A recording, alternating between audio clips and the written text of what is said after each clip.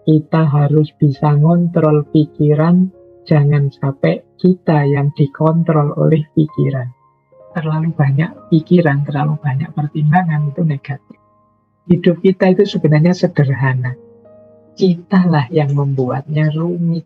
Tidak ada sesuatu pun yang bisa menyakitimu sebesar pikiranmu sendiri ketika dia tidak dikontrol, tidak dijaga. Jadi pikiran itu kalau kita biarkan liar, dia akan membahayakan kita sendiri. Orang yang terlalu banyak mikir, hakikatnya dia sebenarnya seperti orang yang terkena penyakit.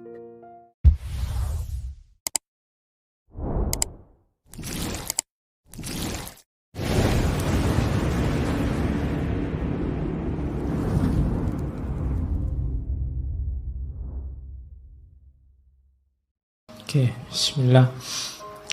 Assalamualaikum warahmatullahi wabarakatuh. Bismillah, kita lanjutkan ngaji kita. Malam hari ini kita ganti sesi. Oke, selanjutnya Saya akan membahas tentang overthinking. Ini juga sebenarnya istilah anak-anak hari ini. Populer sekali di generasi milenial.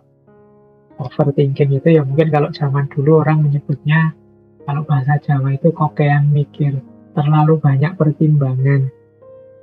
Kadang menyebutnya kejeron, kemantepen dalam berpikir. Jadi berpikir mendalam itu bagus, tapi terlalu dalam negatif.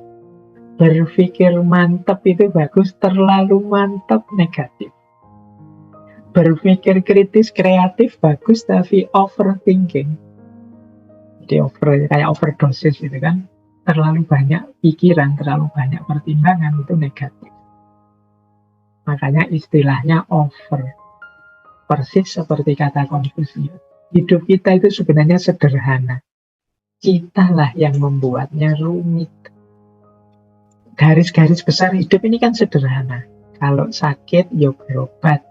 Kalau lapar ya makan, kalau ngantuk ya tidur, kalau lelah ya istirahat. Kalau banyak sekali hal-hal sederhana, tapi kita sendiri yang bikin rumus yang rumit. Makan harus 3 kali misalnya, dengan pertimbangan ABCD. Nanti kita sebenarnya sudah lapar tapi belum jam makan, akhirnya tidak berani makan, akhirnya perutnya sakit. Itu contoh sederhana, kita itu sering merumitkan situasi. Sudah lelah ya saatnya tidur, tapi kadang-kadang kita ini terlalu idealis, tapi kan waktu adalah berharga. Kalau tidak kita manfaatkan, akhirnya kita istirahat itu kan bisa nanti dulu. Kita sendiri yang bikin rumit. Nah itu jenisnya overthinking. Jadi overthinking itu satu keadaan di mana seseorang terlalu banyak menghabiskan waktu untuk berpikir tanpa dibarengi problem solving. Pertimbangan terus itu kayak kalau kita rapat tidak ada keputusannya, itu kemungkinan sudah overthinking. Kalau begini gimana, kalau begitu gimana, terus kalau begini, kalau begitu, akhirnya tidak menyimpulkan. Ini namanya overthinking. Nah, jadi kalau diringkas, overthinking itu berhubungan dengan berpikir yang tidak perlu. Ada banyak hal yang tidak perlu dipikir. Jadi misalnya, ini jam 9:04, saya kok lesu ya Pak, kok bolak-balik menguap ya Pak. Itu kan kamu tidak perlu mikir panjang, ya sederhana, kamu ngantuk, selesai tidur saja beres.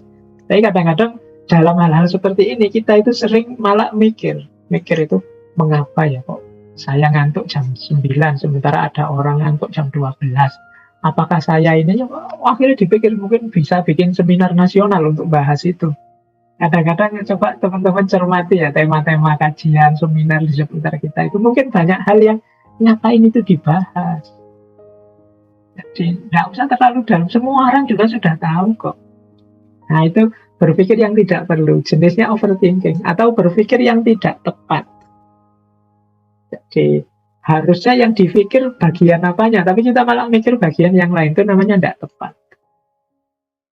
Jadi misalnya membahas tentang pengadilan, ada orang dituduh, kemarin saya lihat itu kan, malah yang dibahas tentang jilbabnya.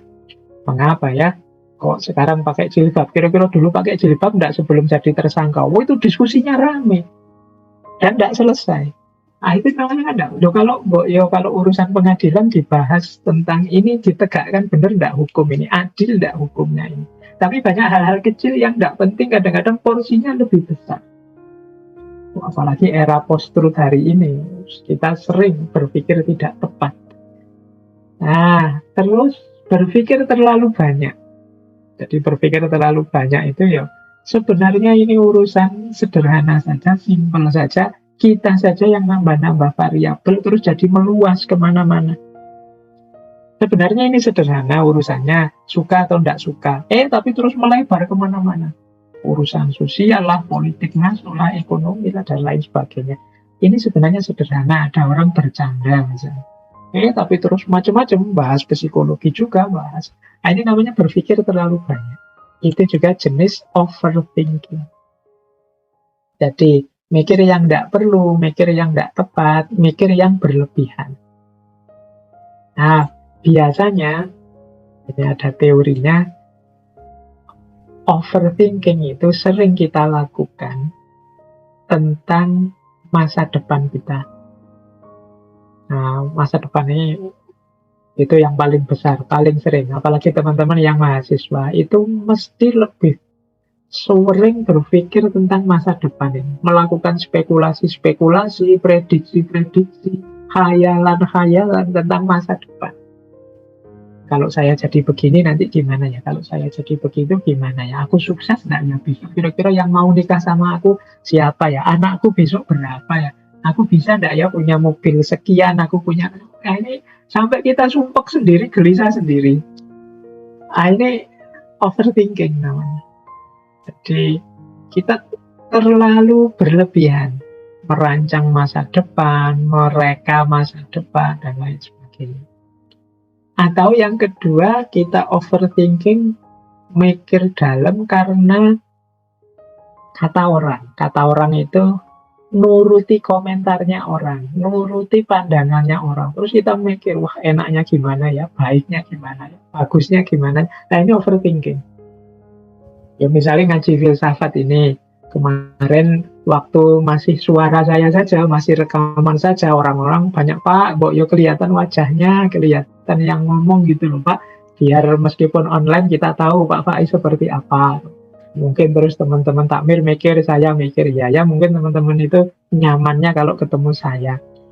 Begitu sekarang Zoom, tampil wajah saya, nanti rame lagi komentar orang, Pak, mending kayak kemarin deh rekaman saja lah Pak. Kalau pakai wajah gini, pakai Zoom gini, nanti banyak distraksi, suara-suara masuk, jadi kacau ini Pak. Terus kita mikir lagi, wah terus gimana ya enaknya. Loh, ini kata orang ini, kalau jadi pertimbangan kita terus bingung, lama-lama mungkin jadi waduh, iya ya ngaji ini apa. Nah, ini ya kita mendengarkan kata orang sekali dua kali tidak masalah, tapi kalau terus-terusan kita tidak jalan aktivitas kita. Usul oke. Kalau kita rapat itu loh, usul oke, tapi kan kita tidak memberikan waktu rapat sepenuhnya untuk usul. Harus ada momen ketika kita memutuskan. Kalau mendengarkan kata orang terus, tidak putus-putus, ini overthinking kita. Nanti kalau begini gimana? Kalau begitu gimana? Kalau sudah kalau itu bisa macam-macam sudah. Kata orang itu bisa macam-macam sudah. Itu persis ceritanya Nasruddin dulu kan. Ketika dia sama anaknya ke pasar, berdua bawa satu keledai, begitu keluar rumah, keledainya dinaiki oleh Nasruddin, anaknya nonton, orang komentar, wow, orang tua kok nyari enaknya saja, tidak sayang sama anaknya. Nasruddin pun turun, gantian anaknya yang naik keledainya, dia yang nonton keledainya. Ada lagi orang komen, wah itu anak nggak berbakti, masa orang tua kok disuruh jalan, dia malah yang naik keledai. Akhirnya rundingan, ini enaknya gimana ya, sudahlah kita naiki berdua sajalah keledainya ini, dinaiki berdua. Orang juga komentar, oh dasar orang nggak punya otak, nggak punya akal, wong keledai sekecil itu dinaiki berdua, nggak punya rasa belas kasihan sama sekali. Akhirnya ya rundingan lagi, gimana ini enaknya nak, ya sudah Pak, kita turun saja berdua, akhirnya dua-duanya turun, keledainya dituntun. Itu pun orang masih komentar, oh ala dasar orang nggak pinter, nggak cerdas, mau bawa keledai terus malah cuma dituntun, nggak dinaiki. Oh itu kan kalau kita dengerin orang komen nggak selesai. Harus ada momen ketika kita putuskan, oke, ya memang keputusan kita mungkin nggak perfect, tapi kalau tidak segera kita putuskan, kita akan jatuh pada overthinking. Nah itu kata orang. Ada juga kita sering overthinking tentang detail. Ini biasanya yang perfeksionis. Melakukan apa saja harus benar, tepat, lurus, sesuai sampai hal paling kecil. Nah ini tentang detail namanya. Nah ini juga sering membuat kita habis waktu hanya untuk mikir. Misalnya mau kuliah saja dirancang sampai detail, nanti ini aku kalau kuliah berangkat jam sekian, berarti mandinya jam sekian. Bajuku yang siap baju apa ya? Enaknya baju apa? Besok kalau ketemu yang saya taksir itu sukanya baju ini, tapi baju ini sedang dicuci, harusnya baju apa? Detail. Nanti pakai minyak wangi apa? Nanti sampai detail dirancang. Terus waktu kita habis. Nah, ini biasanya orang-orang yang perfeksionis. Ini waktunya habis untuk mikir, mencari yang presisi tepat untuk segala hal. Tidak hanya untuk yang utama-utama, yang hal-hal kecil yang tidak penting pun dia inginnya persis pas. Nah ini sering membuat kita overthinking. Nah ciri-cirinya ini, kalau teman-teman ingin meneliti diri kita sendiri, ya saya tuh masuk overthinking enggak Pak?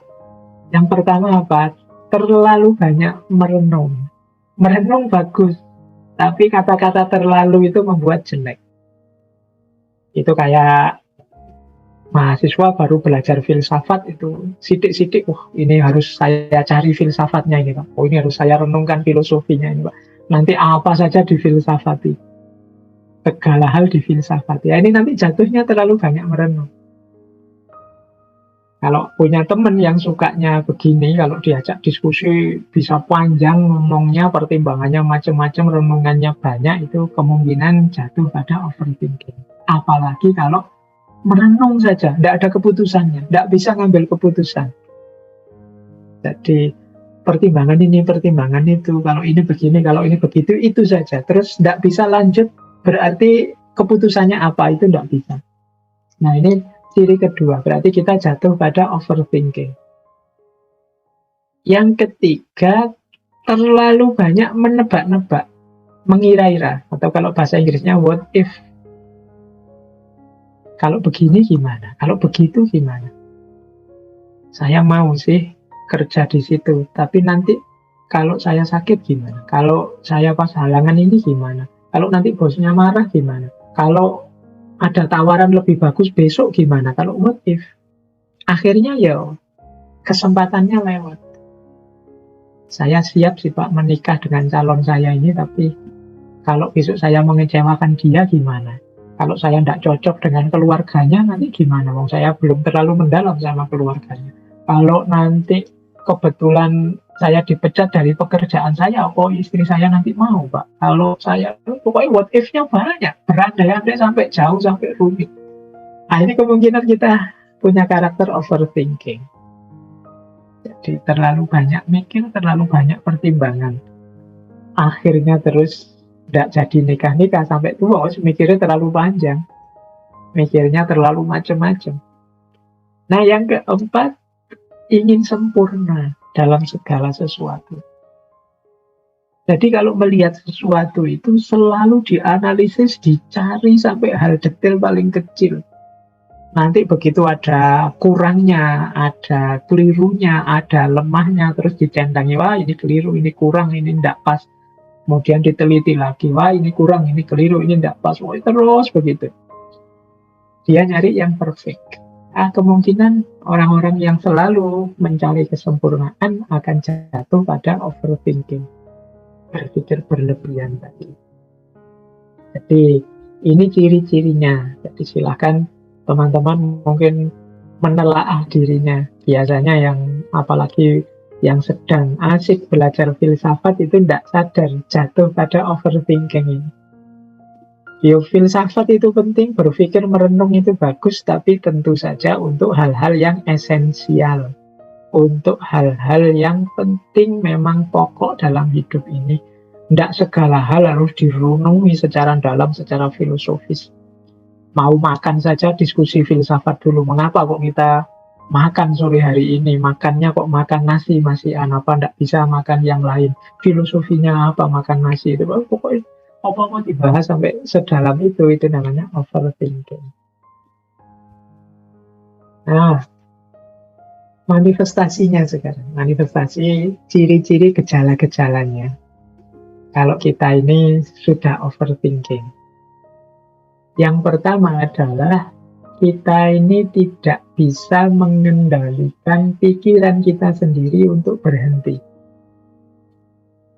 Jadi, kita tidak bisa ngontrol pikiran kita. Kita jadinya, ya memang manusia itu punya rasa ingin tahu, tapi terus kita tidak bisa ngontrol sama sekali rasa ingin tahu kita. Ini kemungkinan nanti kita jatuh pada overthinking. Apa saja maunya direnungi, dipikir dalam.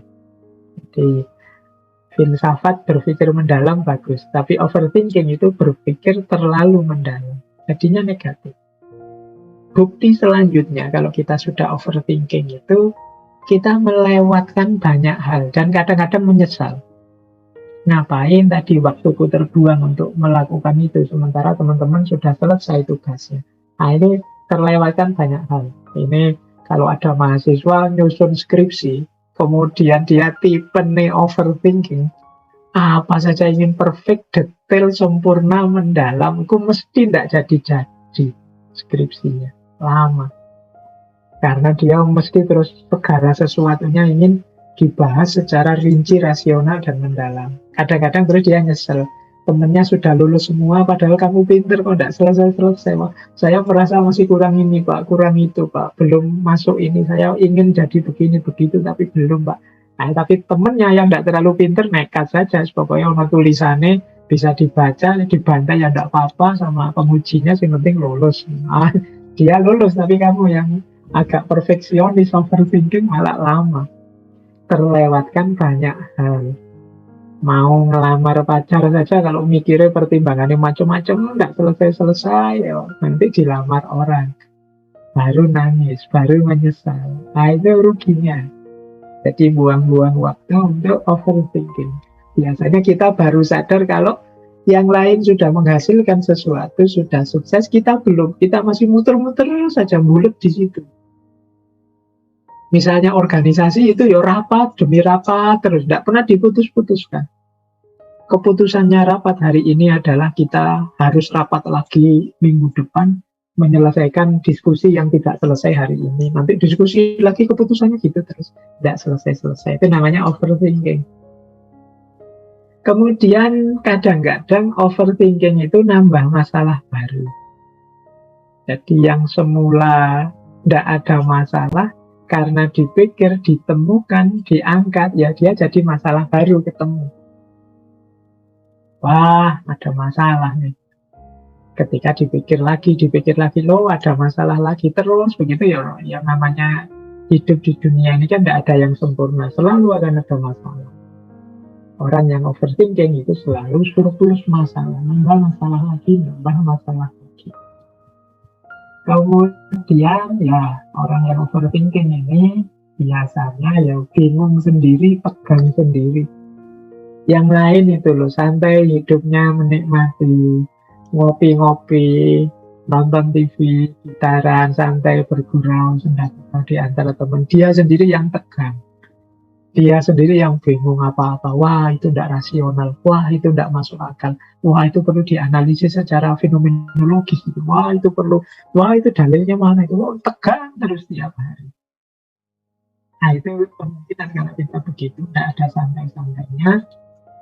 Jangan-jangan kita sudah jatuh pada yang namanya overthinking.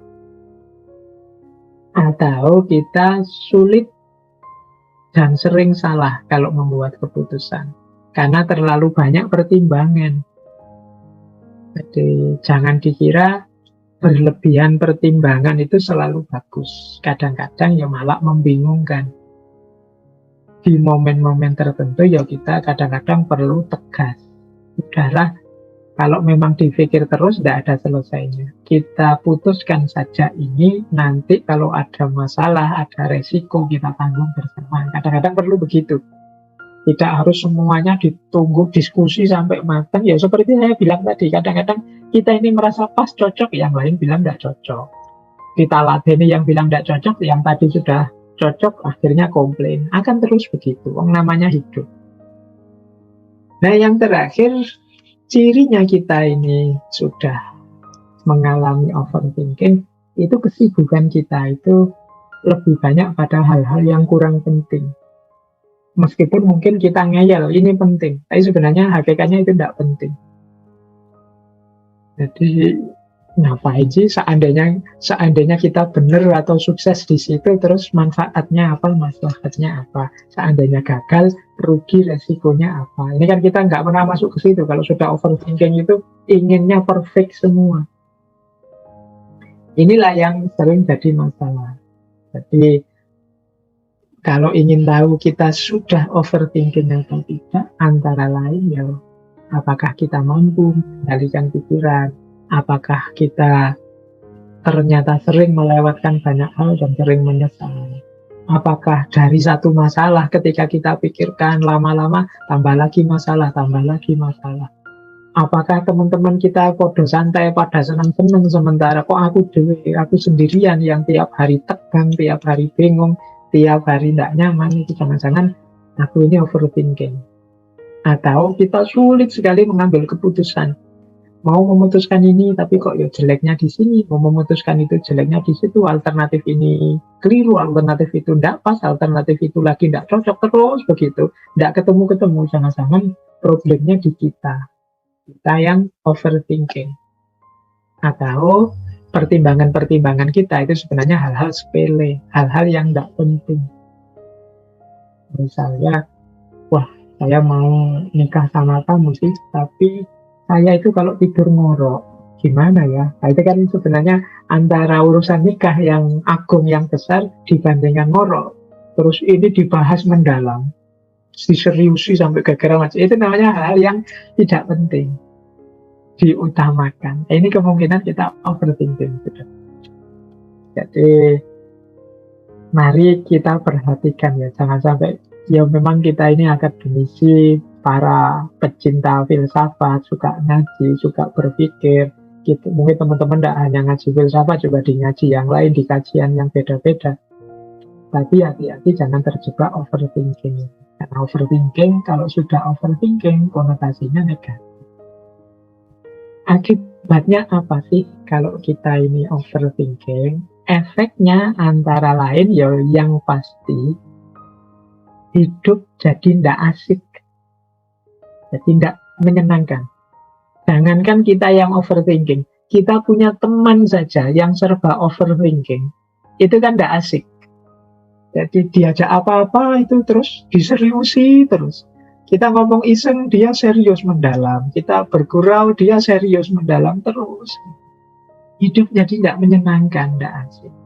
Ya kadang-kadang memang kayak kita bersendagurau dengan teman itu ya, guyonannya itu ya kadang nggak masuk akal, kadang absurd, kadang nggak nyambung, ya tidak masalah, yang penting ketawa bareng, seneng. Tapi begitu ketemu orang-orang yang overthinking ini, itu nanti dianalisis, oh nggak masuk akal itu, masa begitu, namanya iyalah.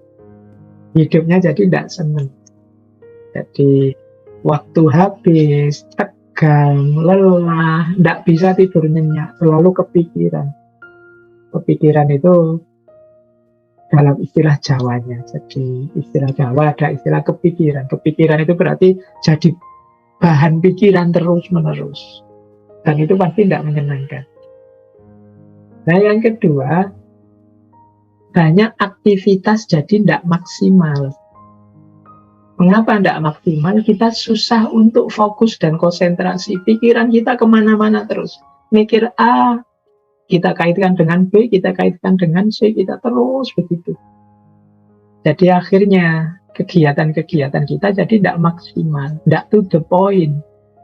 Bahkan kita mungkin sulit berinteraksi dengan orang lain karena gaya kita tadi. Kenapa? Karena kita sulit fokus, sulit konsentrasi. Kalau diajak ngomong misalnya, Kita ngomong apa, teman kita nanggapinya apa. Karena mungkin dia overthinking, mengerti hubungannya yang diomongkan dengan ini, dengan itu, dan lain sebagainya. Nah, yang ketiga, efek atau akibatnya overthinking adalah emosi yang naik turun terus, tidak stabil. Orang overthinking itu mudah marah. Mikir itu kan tegang. Kalau disinggung sedikit, dia bisa marah. Mudah gelisah. Termasuk insecure tadi yang kita bahas di babak pertama ngaji kita. Kemudian kadang-kadang mencari pelampiasan dari ketegangan kegelisahannya. Ya di situ saya tulis misalnya lewat makanan. Makan itu ya karena mikir itu butuh energi, butuh fokus. Kadang-kadang postingannya sambil nyemil. Kita makan, kita mikir sambil nyemil, mikir sambil minum, mikir sambil jadi bisa habis kopi bergelas-gelas. Habis itu nanti kesehatannya drop.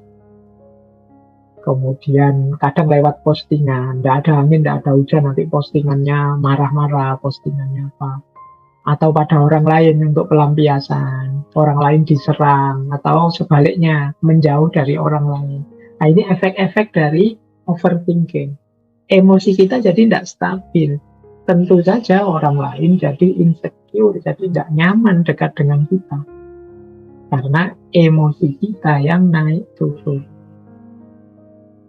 Yang keempat, kalau ini manifestasi fisiknya. Jangan lupa, pikiran itu, apalagi otak, itu kuncinya segalanya.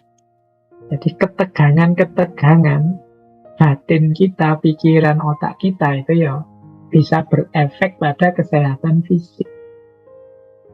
Ada gejala-gejala psikosomatis misalnya, pusing, nyeri, jantung berdebar-debar, sesak nafas, tensinya naik atau tensinya turun, dan lain sebagainya. Ini gangguan fisik. Sebagian besar penyakit-penyakit dalam itu berhubungan dengan pikiran kita. Maka orang yang overthinking itu berarti orang yang pikirannya tegang terus. Tidak heran kalau orang semacam ini mudah terkena penyakit, imunnya turun. Karena fokusnya pada hal-hal macam-macam yang tidak penting tadi. Maka teman-teman, yuk hati-hati untuk tidak terlena, terlalu mantap, terlalu mendalam dalam berpikir. Ini fatwanya jadi unik ya, padahal ini ngaji filsafat itu biasanya mikir mendalam. Tapi ini justru kalau dalam kasus overthinking ini, mikirnya jangan terlalu dalam. Jadi berpikir yang biasa saja. Tidak keterlaluan. Keterlaluan itu kan berarti ya sudah berlebihan. Nah, baik. Sekarang kita lihat filsafat-filsafatnya. Ini ada banyak. Ini juga tokoh-tokoh yang mungkin next time kita bahas ya satu-satu. Yang belum dibahas. Kalau Buddha kelihatannya sudah pernah. Kata Buddha, tidak ada sesuatu pun yang bisa menyakitimu sebesar pikiranmu sendiri ketika dia tidak dikontrol, tidak dijaga. Jadi pikiran itu kalau kita biarkan liar, dia akan membahayakan kita sendiri. Jadi pikiran itu kalau tidak kita kendalikan, dia bisa jadi senjata makan tuan. Dan nanti ini mungkin dulu pernah saya jelaskan ketika membahas batas nalar. Jadi bagaimana pikiran-pikiran itu harus selalu kita kendalikan. Karena dia bisa ganti menyakiti kita. Bahkan katanya filosof eksistensialis namanya Fyodor Dostoyevsky. Kata beliau, to think too much is a disease. Orang yang terlalu banyak mikir, hakikatnya dia sebenarnya seperti orang yang terkena penyakit. Jadi ini berarti mikir berlebihan itu ya penyakit, harus disembuhkan. Kita harus bisa ngontrol pikiran, jangan sampai kita yang dikontrol oleh pikiran. Ini coba nanti direnungi oleh teman-teman. Bagaimana kita bisa ngontrol pikiran kita, bukan kita yang dikontrol oleh pikiran kita. Kalau dalam dunia tasawuf, ya kalau bisa pikiran kita itu dikontrol oleh kejernihan batin kita.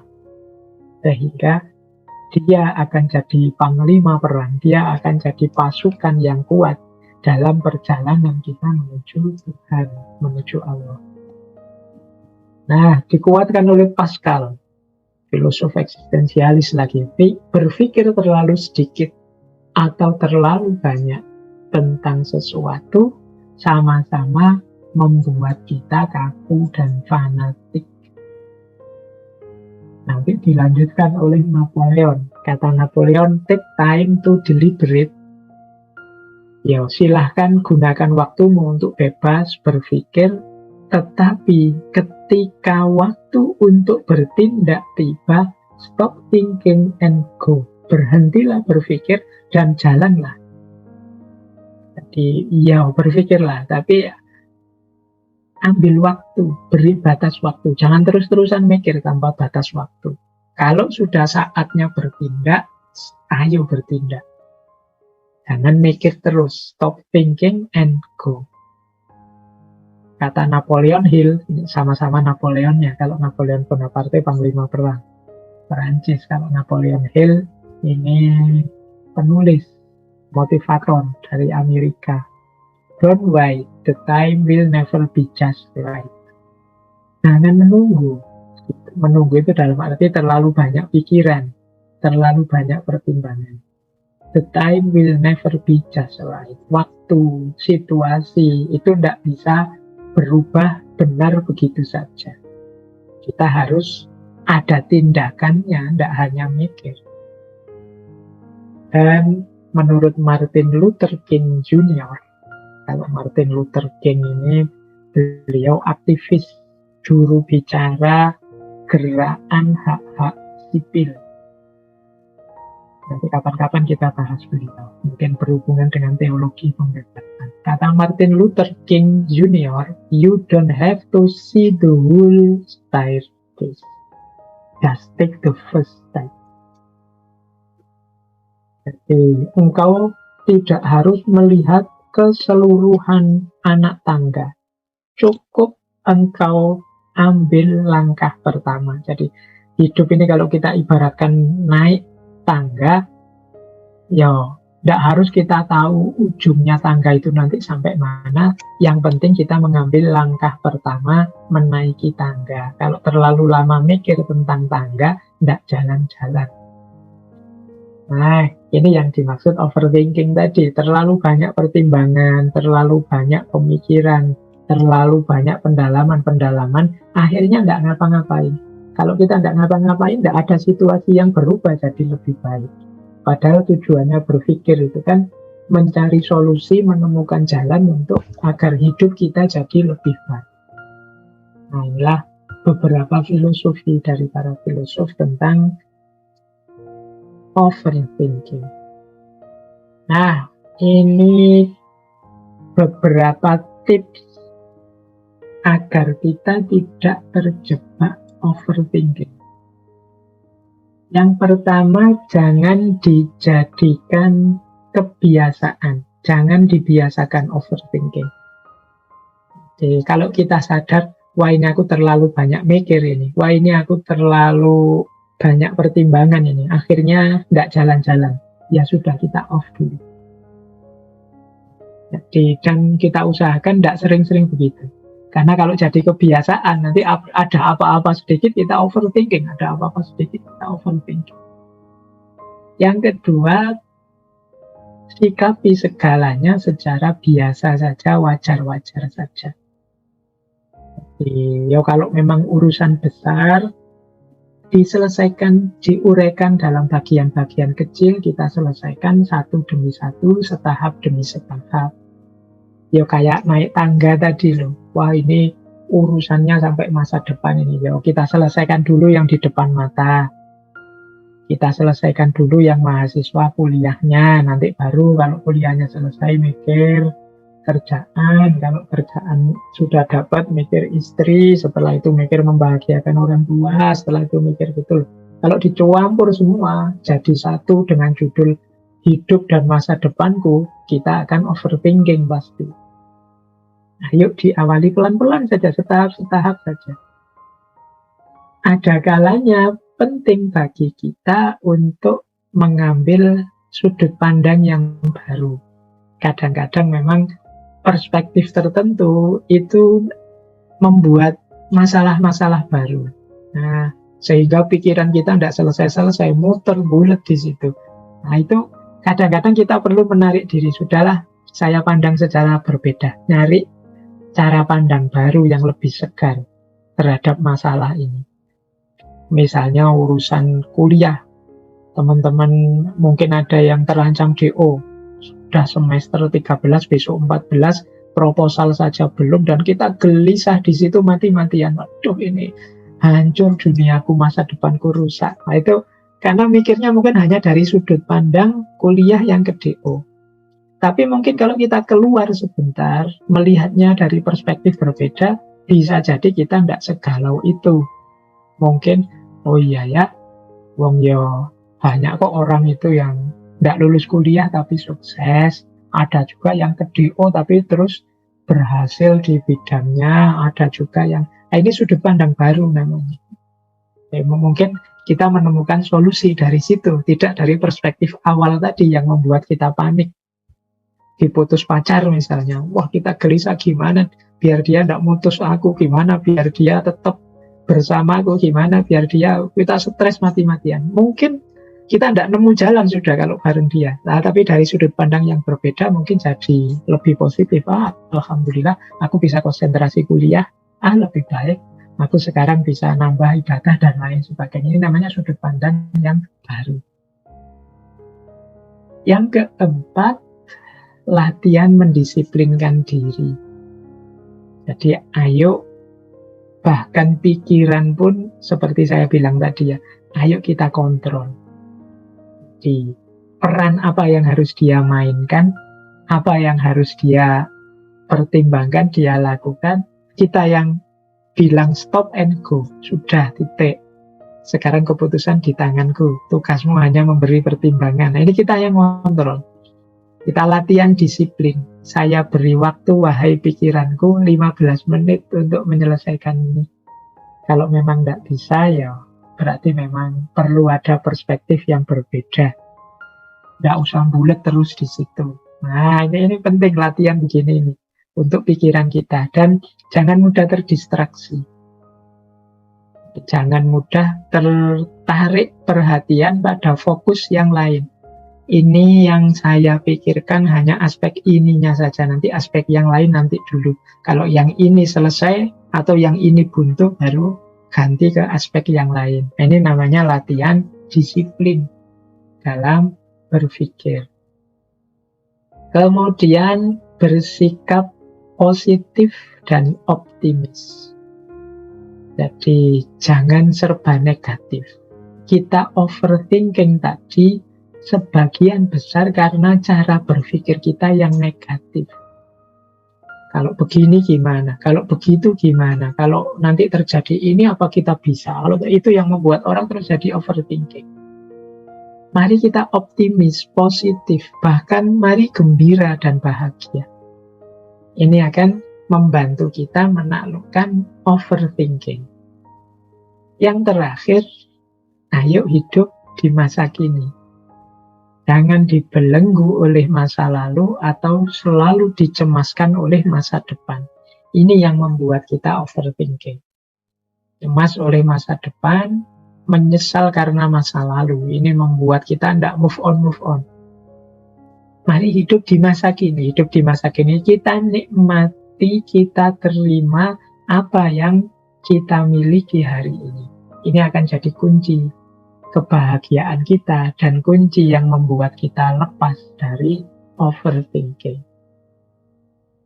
Jadi teman-teman, malam hari ini kita belajar dua hal yang semoga kita masih bisa mengontrolnya, yaitu insecurity dan overthinking. Dua-duanya ini sebenarnya alami, manusiawi, ada dalam diri kita, asal tidak berlebihan. Berpikir itu kan malah sesuatu yang memang jadi penciri kita. Tapi terlalu banyak berpikir jadi negatif. Orang itu tidak sombong, rendah hati, itu bagus. Tapi kalau berlebihan, jatuh pada insecure, sampai rendah diri, ya jadi negatif. Jadi rumusnya semua yang kita bahas di bulan ini sebenarnya seperti self-love agar tidak jatuh pada egoisme. People pleaser agar tidak jatuh pada pamrih-pamrih pribadi, meskipun tetap berbuat baik pada orang lain. Jadi semua tema kuncinya ada pada batasnya. Jadi kita harus tahu batas. Kuncinya di situ. Jadi kunci kebahagiaan hidup kita, baik dengan rumus untuk tidak terjebak pada overthinking, tidak terjebak pada insecurity, tidak terjebak pada people pleaser, atau tidak membenci diri tapi mencintai diri. Kuncinya adalah pengenalan kita pada batas-batas. Terakhir, ini ada satu quotes yang menurut saya bagus dari Mark Twain. Ini sudah menjelang jam 10 ya. Ini kata Mark Twain begini, 20 tahun dari sekarang engkau akan menyesal, engkau akan kecewa karena hal-hal yang tidak engkau lakukan dibandingkan hal-hal yang sudah engkau lakukan. Ini kalimat pertama ini maksudnya karena kita insecure, karena kita overthinking, seringkali terus kita jadi pasif, tidak melakukan apa-apa.